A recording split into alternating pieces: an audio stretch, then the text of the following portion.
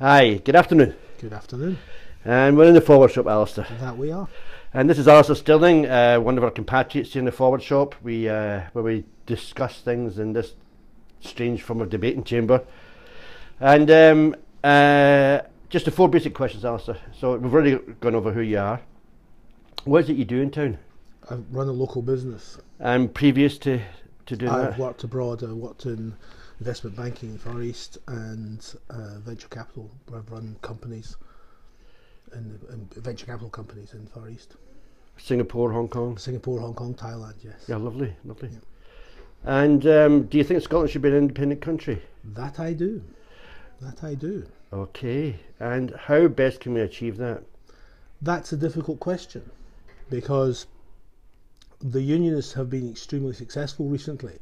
We've seen a transformation from the referendum in 2014 from being quite an appeasing form of unionism, where devolution was, as it were, a mechanism whereby they would buy off nationalism. George Robertson's famous quote about devolution killing off nationalism, killing off independence, was a function of that. It was driven really from about '69, the Kilbannon Commission that Heath set up. That whole tenor of unionism was the militant, strident unionism of the past was toned down. Devolution was away. It was a kind of re-envisaged home rule. Ireland had taught them a lesson in the 20s, and they weren't going to go through this again.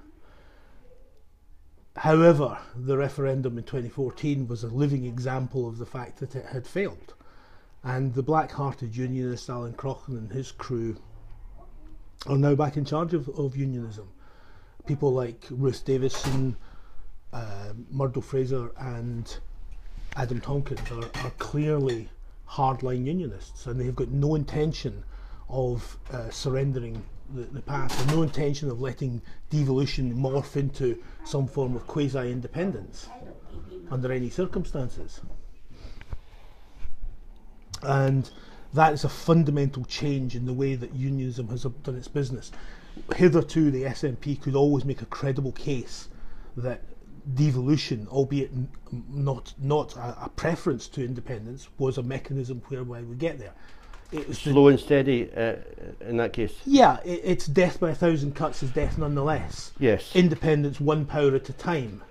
And that was conceivable because when the first phase of devolution or really what happened when devolution came about, the previous administrative devolution that had been devolved to the Scotland office. Hitherto, prior to devolution, of course, you had the Scottish Grand Committee, which was a kind of pocket parliament inside Westminster, and you had the Scottish Office Ministers, which were a kind of pocket government inside. That's what was devolved, almost lock, stock and barrel in 1999. Mm-hmm. And what that gave is it gave Scotland discrete powers. You had a series of discrete policy areas, things like health, education. Much of the previous Scottish Office powers had been taken away and granted to Europe previously, but what remained went to Scotland is discrete policy areas. And what that's allowed us to do, with first of all Henry McLeish with free personal care, and then later on Alex Salmond with his policies around tuition fees, etc., is to create and envisage a Scottish way of doing things. Mm-hmm. Devolution was never really intended to do that. Devolution was always intended to do two things. First of all, it was to allow Scotland to put a kilt on in English policy. Okay. And then the other thing was to give legislative time for things like things that would never see the light of day in Westminster's busy schedule. So good examples are the day job. Well, yeah, the good examples are, for instance, tuition fees. Mm-hmm. They were called tuition fees, and they were done one way in England. They became the graduate endowment when the Labour and Liberal administration got hold of it. A kilt was put on the English policy, to all intents and purposes. A good example of the other type are things like the road equivalent tariff. It would never have seen the light of day in Westminster. Yeah. And it's a very good thing. And that's what Yes. they always envisaged unionism, always envisaged devolution to be. The idea that devolution was going to be a mechanism whereby we could craft a different vision for Scotland, a separate one, different from that of England, was never. Tony Blair was aghast apparently when when he was told that Scotland was going to have free personal care. He just couldn't conceive of the idea. How dare they? How dare they? It wasn't what it was all about. It was about putting a kilt on an English policy, quite literally. And they've learnt lessons there. They've learnt not to devolve powers discreetly. They now devolve powers piecemeal. A part of the power here, a part of the power there. A little bit of taxation power, a little bit of benefit power. What that means, and interestingly, far from now being able to use devolution as a vehicle to, as it were, make Scotland independence ready, it binds us into the Union ever more closely, because the only way to create now a rational policy for health, or not for benefits or for tax, etc., is to work closely with England, to work closely with London. Without being able to work closely with London, you don't have enough powers to make discrete policy. Okay, so how do we unravel that Gordian knot? Well, then? I'll come to that in a minute. I had planned to get there. Okay. But the point of the exercise is that what I'm trying to say is that devolution has fundamentally changed. The old idea that we would somehow be able to just get de facto, if not de jure, independence by process of... Can you explain those legal terms? Well, de facto means in fact, if not in law. De jure means in law. So a de facto independence was the idea that we would just garner so many progressive phases of devolution would garner so many powers that we would, to all intents and purposes, be independent. And de jure would be the moment when we said, well, we're so close, let's have a referendum where we're independent. But that process is gone. That avenue, that route to independence, insofar as it ever existed, they know very well now. And yes, it's a matter of cooperation between London and Edinburgh. So London also has to cooperate to Edinburgh. There's no doubt on that. But you only have to ask who's the dog and who's the tail. And the answer is London's the dog, and the tail does not wag the dog in this circumstance. We will, in effect, it is a mechanism. This new form of devolution is a mechanism to re-establish unionist control over policy in Scotland, and to maintain it, as it were. And so the SNP finds one of the great sort of fights of the late 80s, early 90s was about the notion of gradualism, and one of the ways gradualism was sold to the SNP was that it was actually a route to independence. Don't worry. Now, what we think about that tussle in days of old is neither here nor there. It existed, it happened, and there is a large part of the SNP who are sold on the idea that devolution is a mechanism, a route to de facto independence. It's a long process. It's a very long process, there's no doubt. It's a very long process. But you know, so what? It's death by a thousand cuts. It may take a little longer. It may take decades rather than a discrete snaps fingers referendum ere it happens. But at the end of the day, it has many. The policy has many attractions. The question is, can it now be judged to be a viable policy? And it's difficult to see that it is. I think since 2014, I don't think it's a viable policy anymore. No. There's a biblical concept of hope deferred makes the heart sick. Yes. And it feels that we're deferring hope, or deferring that eventual day further and further into the future. And it could be one of the reasons why so many people have kind of fallen away from being active within the campaign. Yeah, that plus the fact that the other thing that's happening in unionism, which is a radical change, as I say, right back to the Kilbannon Commission in '69, the implicit idea, really all the way back to the Union in 1707, the idea was that Scotland voluntarily joined the Union. And could, okay, but the point of the exercise, I'm not saying the rights and wrongs of this argument, merely this is what the Unionists said. And that if it wished to leave, it could. All that was required was that the SNP, or whichever independence party there might be, garner sufficient democratic support through an election that they could do it. Of course, they said this in the expectation that nobody would ever be able to garner that support. Very famous quote by Thatcher. Yes, that's right. The Thatcher's saying if they get a majority of MPs, that's that. Yes.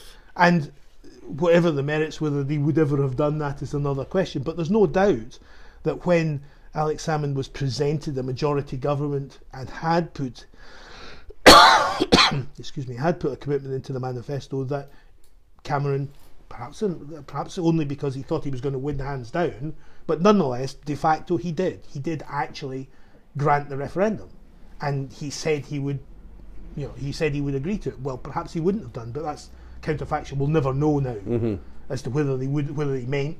But let's assume, given the benefit of the doubt, that he would have done. But the current incarnation of this referendum, when Nicola asked for a referendum in early 2017, in spring of 2017, the dogs in the street knew that there was a good chance that Theresa was going to say no, and her choice of words, her phrasing is very interesting, because she doesn't say no. She doesn't say no, never. She says now is not the time. And in doing that, she attacks one of the fundamental bases of what was effectively a convention in the British Constitution. That is, that if Scotland, through democracy, demands to leave or to ask itself that question, it would be granted. There was no question. The English wouldn't, London wouldn't stand in its way. She's now saying Scotland can ask any time it wants. It can say whatever it wants, whenever it wants.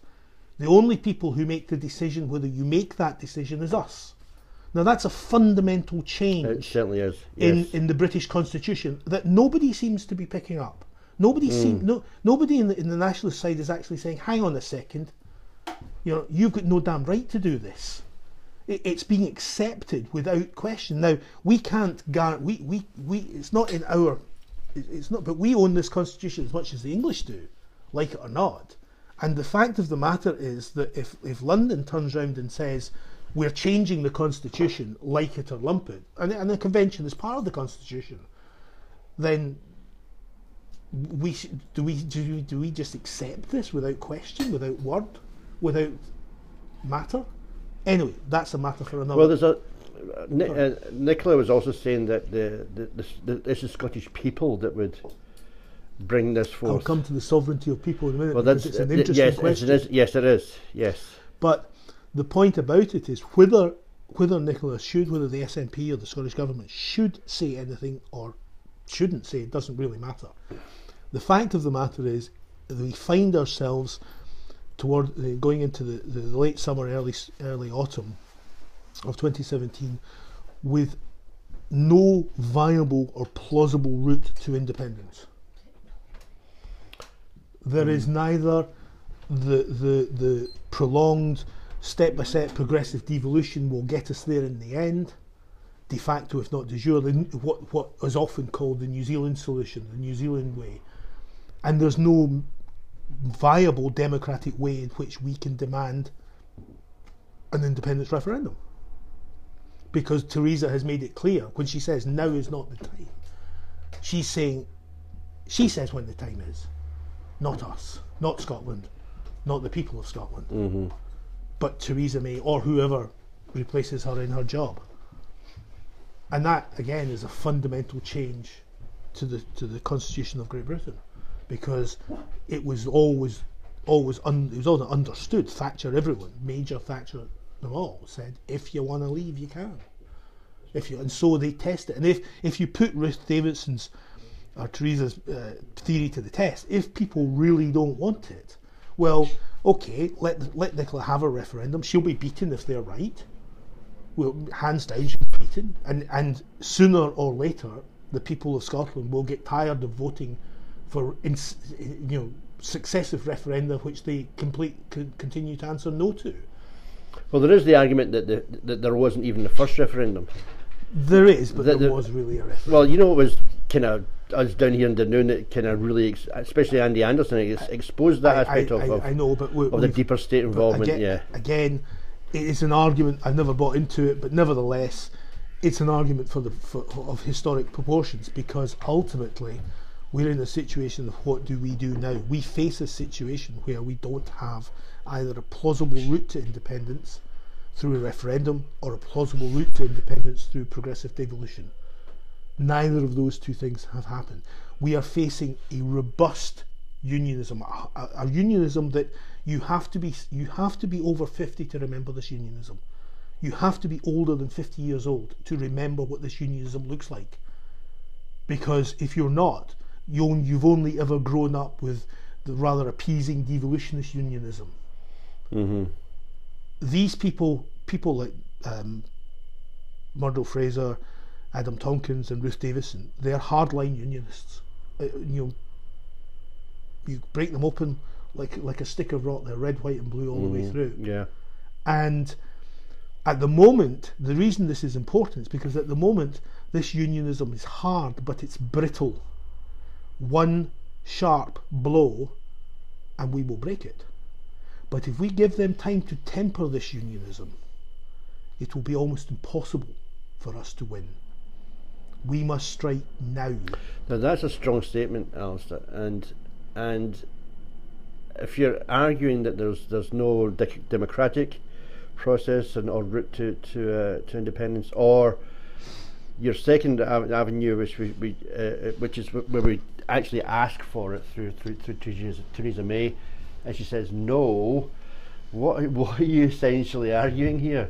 I'm saying, is there a third way or a fourth way? I'm saying that is what we have to explore, because at the moment, if we hang our hats, our aspirations on the notion that we can somehow devolve our way to independence, albeit that takes longer, or we can somehow garner through some goodwill gesture on their part, on the part of London, that they will grant us it, then the game is over, because we are surrendering. Excuse me. We are surrendering the control of the fight day one. So the question is, what can you do? Okay. And that is the controversial stuff, because having been forced beyond democracy, and let us be very clear, we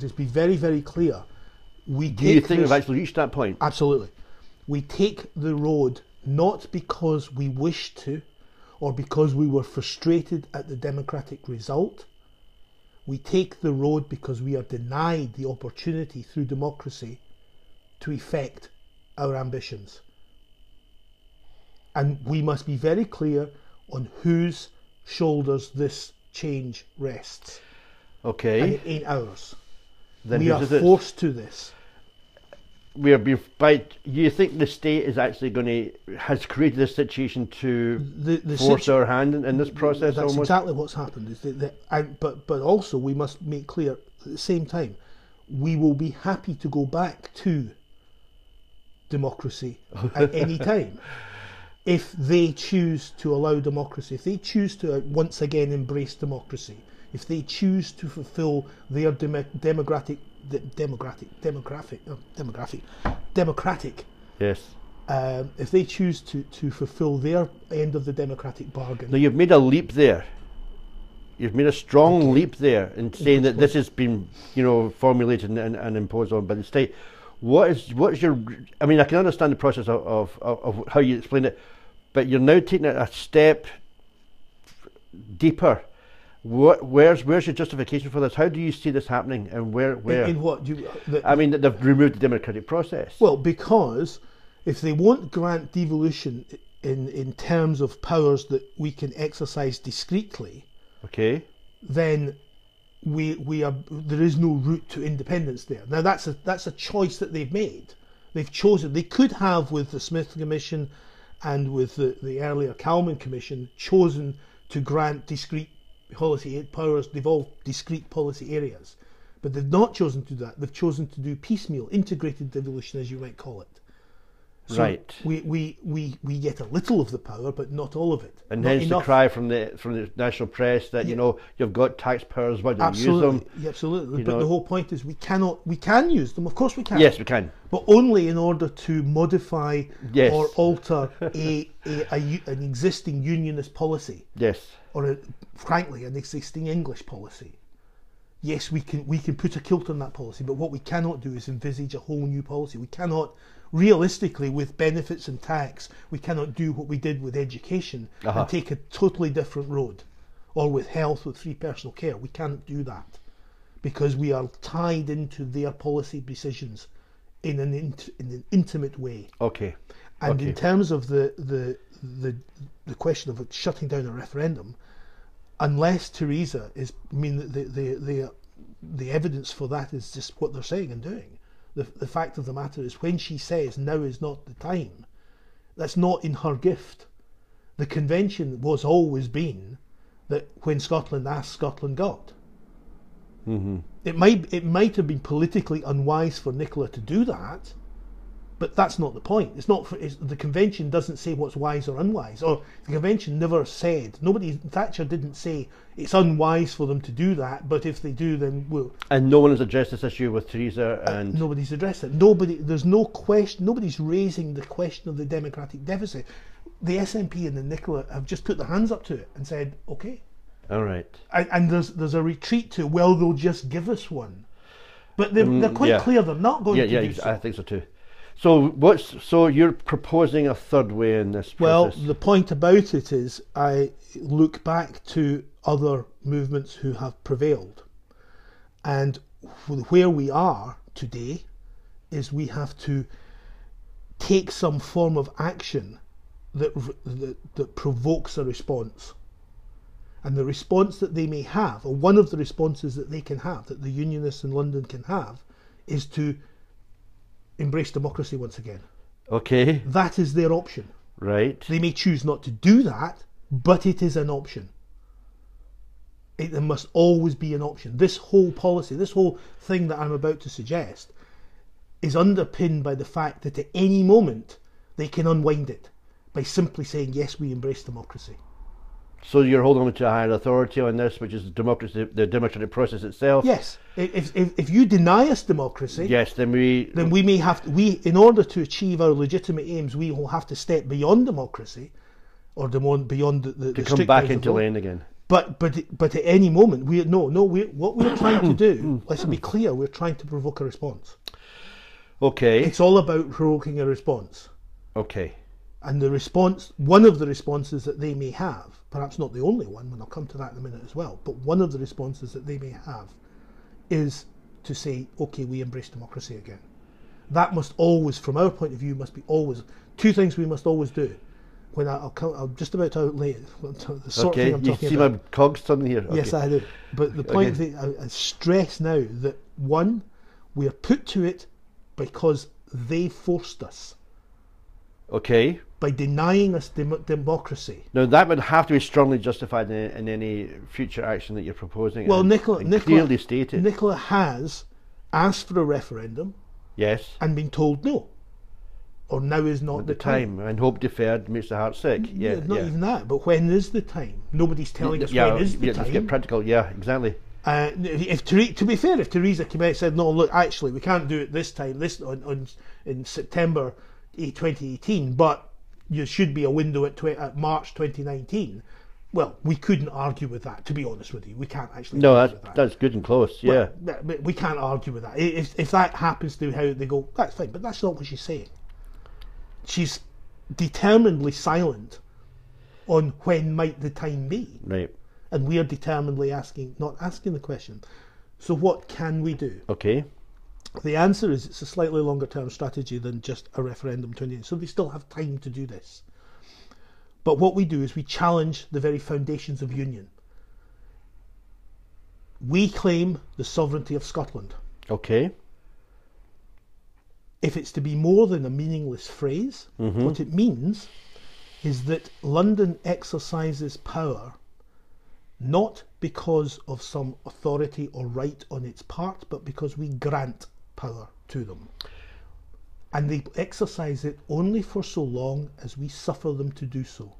Okay, now, didn't the English courts just go through a whole process about figuring out who has actually the power and sovereignty within? I don't care. Oh, you don't care? You're quite right. Yes. Of course they did. Of course they did. And Parliament has the sovereignty to do so. Under Dicey, of course, Parliament is sovereign. There's no question. So now we make a counterclaim. No, we don't make a counterclaim. We make a statement. We don't make a statement either. Okay. We just do it. We just do it. We just do it. Absolutely. And Who? Well, who is their ultimate authority in this? Well, the ultimate authority is the democratic mandate by the Scottish people. Okay. So come the next election in 2014 or 2021, let's assume it's 2021. Come the next election, the SNP, and really we want to have across the independent supporting parties a common constitutional offering. A common constitutional offering where yes, the Greens or whoever can differ on environmental policy or whatever it might, tax policy with the SNP, but in terms of the constitution, there's a single offering at a fundamental level. Okay. So here's the question: what do? We put in to the manifesto the claim to exercise some resolved power. We don't have to do many.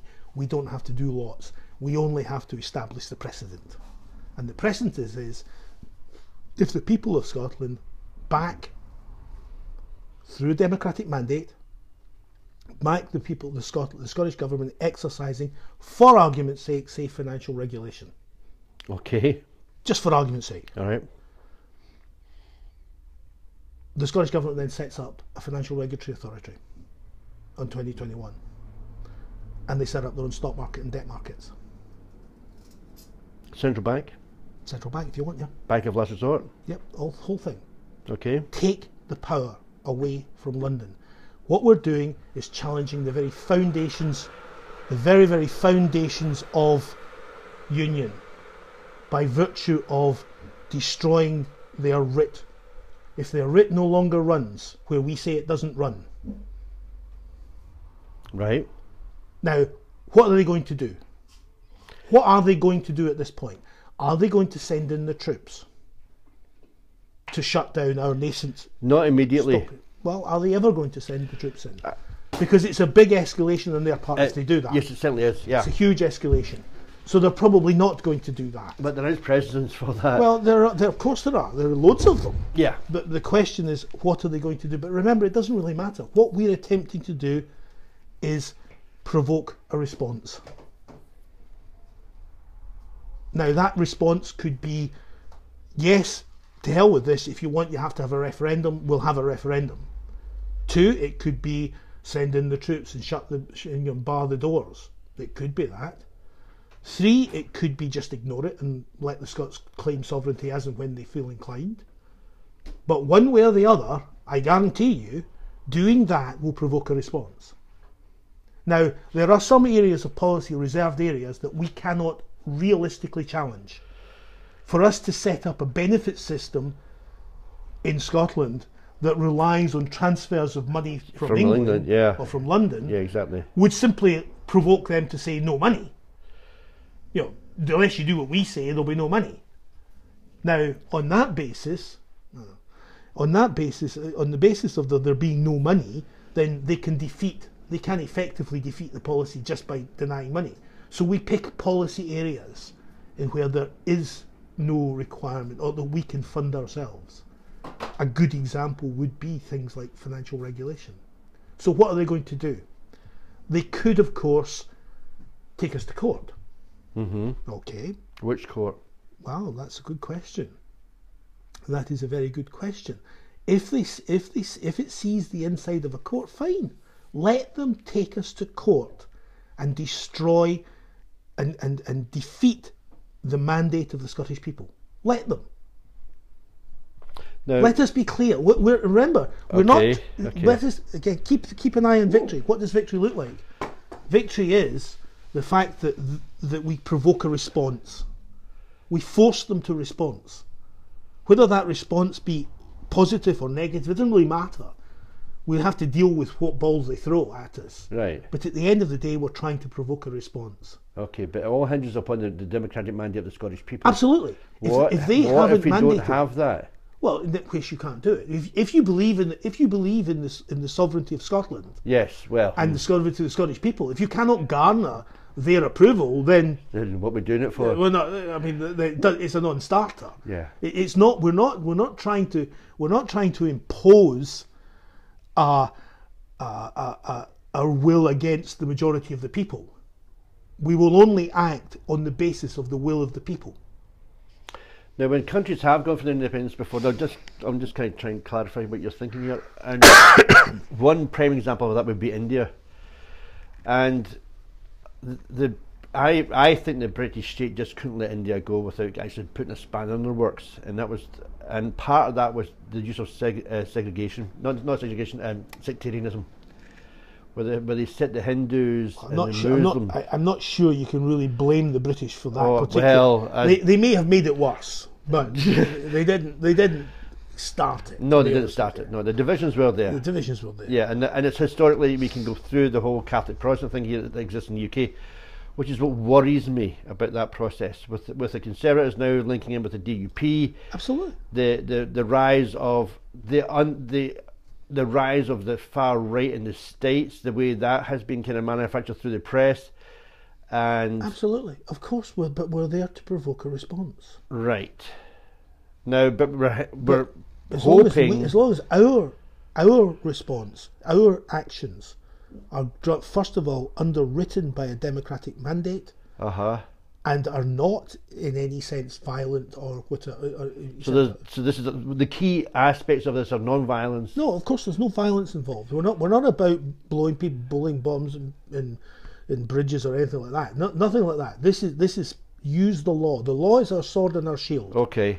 Democracy is our sword and our shield in this. Right. And we, with a democratic mandate to do X. Now, would the Scottish people vote in en masse to set up a new financial regulatory authority? Probably not. No, but there are things that you can pick. Well, there are policy areas, because remember, we're just trying to set the precedent. Let them defend their precedent or not. Now, this is taking it up a stage. It's not just demonstrating in the streets. It's no. not just calling an election. Waste of time. This is a stronger response directly aimed at the democratic process. Yes, okay. It's actually governmental disobedience, but yeah. It is. It's civil disobedience. The purpose of that is to provoke a response by London. And the response, that as long as the response can always be, one of the things that they can do is embrace democracy. Okay, now we're looking at the Scottish Government to actually move through this it has to be done by the Scottish Government. Okay, so who in power in the Scottish Government is actually going to be able to do that? Well, or lead this process? That's another question, and you take it into a question of the SNP and leadership, and it's not something at this thing I think we should cover in this particular thing. That's another discussion, because the key issue is whether there is a support. I mean, I'm not one who believes that the leadership can shepherd us to independence. The government leadership, the SNP leadership, the Green leadership, whoever can stand behind us and tell us we're there. They have to lead us, but the point of the exercise is that we have to be willing to be led, and we have to be clear. There's an interesting question. If you look at the it's fall, an interesting dynamic. It is, but it's this. If you look at the fall of Singapore, Percival, who's the general there, was a run-of-the-mill general, not too bad, not too good, but his troops wouldn't fight. They just weren't. They'd grown up on the pacifism of the 30s, and they weren't much interested in fighting. You know, they just didn't have the heart for it. So who is to blame? Is it Percival for being a poorish general, or the troops because they just weren't prepared to fight for anyone? Okay, it's an interesting analogy, but where are you going with it? Well, I'm not going anywhere with it beyond the question you're kind of asking, and that is, who's going to lead us? Who's going to lead this fight? The answer to the question is, at the moment, the current leadership are... You've got to remember, the current leadership cut their teeth on devolution. Yes, they did. They cut their teeth in the devolution fight. There's a famous photograph, I don't know if it's here, but there's a famous photograph of 4 young activists standing at the head of Dunoon Pier. Mike Russell, Alex Salmond. No, it wasn't. That was the other one. Nicola Sturgeon. Yes. Ellie Whiteford, Angus Robertson, and Fiona Hislop. Yes. And they were in the vanguard of the late night fights and arguments at conference over whether independence, fundamental independence or devolution. They are heart and soul devolution. Now, I don't question their bona fides at all. I accept that their argument is it's a mechanism to independence. We would never have got a referendum without devolution. I get that. And if truth be told, I would probably have supported it with them at the time. I question not their bona fides in any sense at all. Merely the fact that time has moved on, and the devolution that they committed themselves to in their youth, is no longer a viable route to independence. And the question I sense you're asking, we shouldn't get too pejorative about it, but the question is, can the current leadership lead what will be a radically different campaign? Yes. Radically different. And that is a matter which I have much indecision about. Okay. Well, I actually don't have much indecision. The truth is, I don't think that the current leadership have even the willingness to investigate this. The point of this discussion and discussions like it is to say, look, you have to think a different way.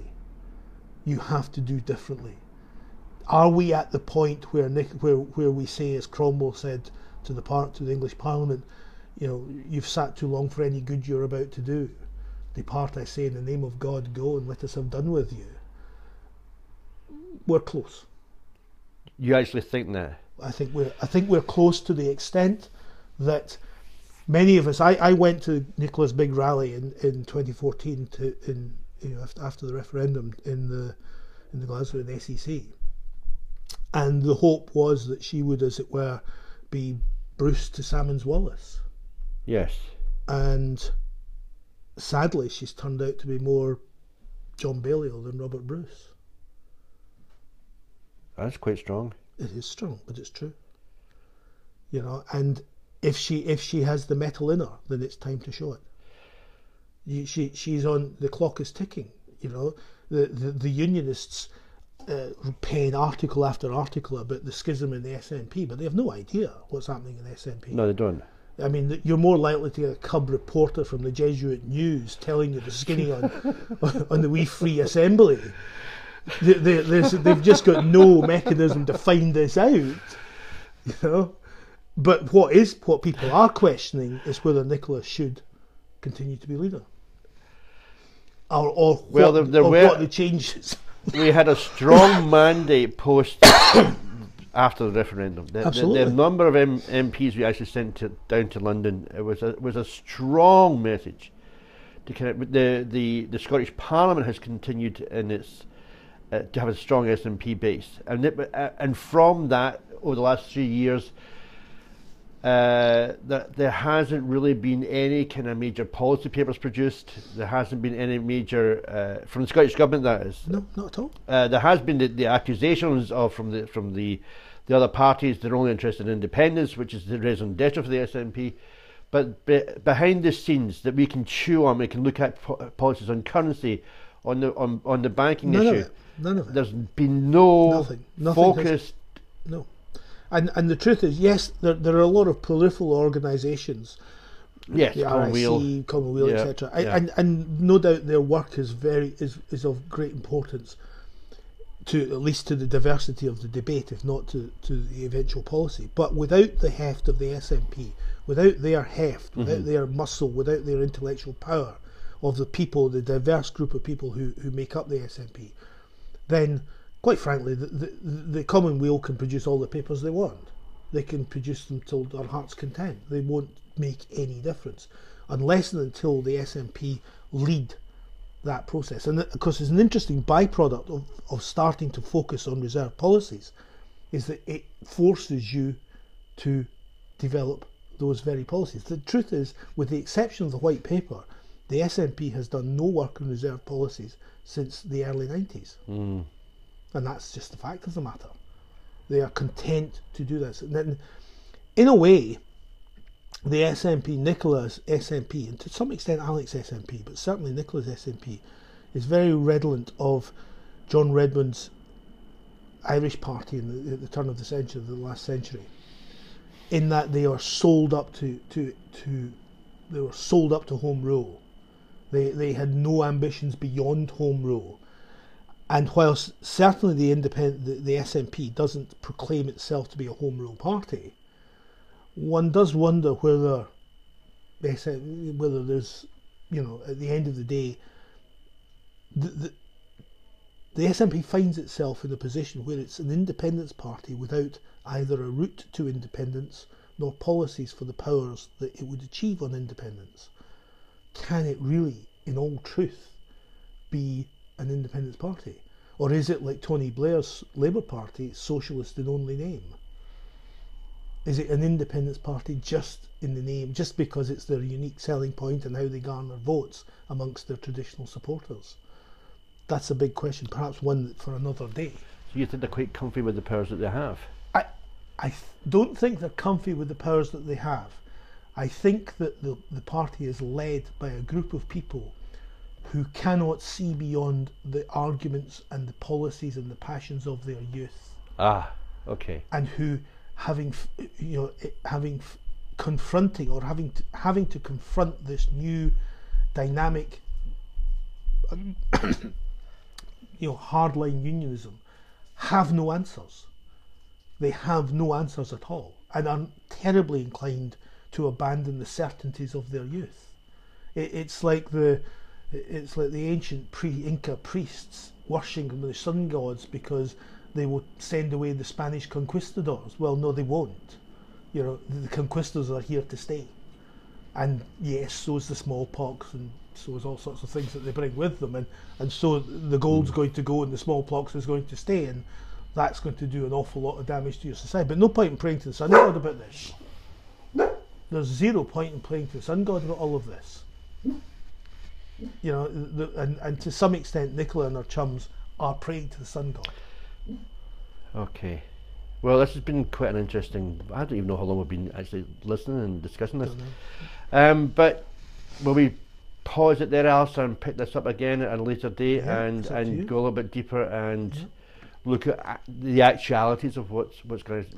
Well, things that might be the things that might be interesting to look at are: is there some way to create a policy forum, whether on the ideas I've just expounded or in something else? But if you accept the basic tenet of what I was saying, that is that they have taken away the two routes to independence, then the failure to embrace the consideration of a new route to independence or a viable route to independence is to accept unionism lock, stock and barrel, however much they may not like it. That actions speak louder than words in this particular context. And the other thing is, we need to look at policies for reserve powers. What would we do? Whether that be in the long term or the short term, we have to look at policies for reserve powers. Yes. Policy thinking must start to gravitate into reserve powers, because one of the problems with the white paper is that much of it was infantile thinking. Magical thinking. Well, magical thinking, yeah. But it's not that the policies were per se wrong. It is that they hadn't been tested in the heat of debate. Had you put the currency policy out to the floor of conference in the SNP and had it had a couple of years debate, it would have been a much more robust policy that emerged into the white paper.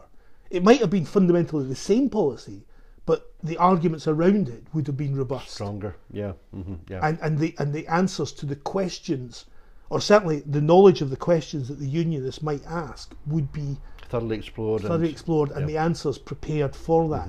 Whereas with even if you think that the currency union was the right answer, and it probably was, if the truth be told, the fact of the matter is we had just nebulous arguments. There are good reasons to ask what would, the unionists say you can't have it. Well, why didn't we ask them why we can't have it? How's this going to work? They were keen on asking us the detail. And it's all very well saying the media don't like us. Well, the media don't. They think the whole basis of nationalism is illegitimate. Yes, and the pound is an internationally traded currency. We can hook to that. That's not really the question. It wasn't really question, but no, that wasn't thought through enough.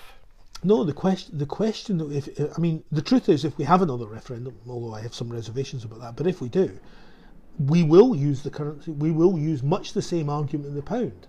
But the way to counter the Unionists, when the new Chancellor, Philip Hammond, or whoever it is, says you can't use the pound, we say, well, okay, explain that, please. Yeah. Explain But we how. could probably do that now. Well, At the time they couldn't. But we say to them, okay, Scotland has a money supply of roughly £200 billion, of which 3% or £6 billion is notes and coins. Granted, you'll stand behind the notes and coins. What about the rest of the fiat money, all the bank deposits, the loans, etc.? Are you going to disclaim that? Are you just going to suddenly say that's no longer sterling? Because if you do, that's a sovereign default of £194 billion. It's the largest sovereign default in the history of Banking. the history of banking, yes. In the history of sovereign debt. There's never been a bigger sovereign default as £194 billion. Now, that is not what Hammond thought. That's not what George Osborne was thinking. And it won't be what Hammond's thinking. But instead of saying, it's our pound, we're as entitled to use it as you, who cares? Ask them the hard questions. Okay, explain to me how you're going to tell your bankers that they're about to take a 10% hit on their sterling assets. Tell me how you're going to tell the international community that any sterling you hold is now 10% worth, is only worth 90% of what it was when you had it. Tell me how you say to the people in Scotland, well, your loans, your pay is now in the Scottish tap washer, which is worth nothing, but you'll pay your mortgage in sterling. Ha ha ha. Okay, but my obligation to pay is your asset, is your bank's asset, your Bank in London's asset, and your Bank in London has traded that off to a bank in Germany, which has traded it to a bank in New York through derivative instruments. So you tell me how everyone in that chain, tell me how you're going to say to everyone in that chain, take a 10% haircut on your assets. Now they're not going to do that. No, they're not. They're not even thinking about doing that. And the other way they could do it is they could say to Scotland, well, we'll buy you out of sterling. Here's £194 billion for the new central bank. But they've no plans to do that either. So the question is not, it's our can we use the pound? It's how the fuck did we get out of the pound? Because it's hard to get out of it. It took Australia, Ireland, New Zealand 50, 60, 70 years to get out of it. And that was before the explosion of personal credit that took place in the 60s and 70s, and indeed now. And deregulation of the banks. And deregulation of banks, etc. That's when the proportion of what they call broad money to narrow money was much smaller amount of broad money around. Now it's hard to see how we'll get out of sterling within 100 years without a radical change. Now that's fine. That has its own implications for Scotland and its independence. But it ain't a trump card for them. No, absolutely not. If we ask the question in the correct way. But the only way we'll be able to do that, the only way that we can get that kind of policy dissemination out onto the guys on the doorstep, because with the greatest of respect, the guy who's handed a card and told to go and knock on number 27 Acacia Avenue, he's probably not somebody who knows a great deal about derivative instruments. He probably doesn't understand the nature of fiat currencies, etc. But he can make the argument if he's given simple, easy argument steps to make. He can do it. He can argue tax, he can argue benefits, he can argue currency. They're not stupid people. No. They're just not expert at this. But in order to get that policy has to be created, formed by people who are experts, and it has to be disseminated in easy to understand bites all the way down to the man knocking on the door of Acacia Avenue, or the man or woman in that case. Sorry. And that's not happening. That process is not happening. No. And there's no good, Nicola, saying go out and campaign for independence when you've got nothing to campaign about. There's nothing to campaign on. So depending on what happens at this autumn's conference. Well, the autumn conference is crucial. The autumn conference is absolutely crucial. And Nicola's speech at this conference, laying out what she's planning to do over the next, especially over Brexit. No, it's no good laying out plans for Brexit. She must light the fire under this independence. So Brexit doesn't matter. Brexit matters, but again, the whole point about the sovereignty of the Scottish people is that we no longer listen to London. London exercises authority over Scotland not by right, not by some constitutional fiat, not by some document crafted in 1707, but because we, the Scottish people, grant the power, and they exercise it only for so long as we suffer them to do it. And if we take it away from them, in either piecemeal or in a referendum, that's our business. And for them to say thank you very much for the pleasures, goodbye. That's the premise. That's the new policy, if there is one. That's what it is, because there is no other. Okay. And will that make them angry? Yes, it will. Will they overreact? Almost certainly.